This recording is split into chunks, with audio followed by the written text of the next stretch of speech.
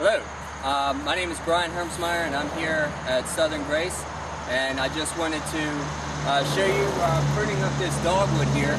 And what I'm doing is taking off some of the bigger branches that have overgrown. And if you've ever limbed up a tree or had a tree pruned and a couple months later you get a lot of little branches coming out from where you cut it, those are called water sprouts. And to avoid that, you can do your pruning and limbing up late summer, early fall, and the tree will not produce so much new growth.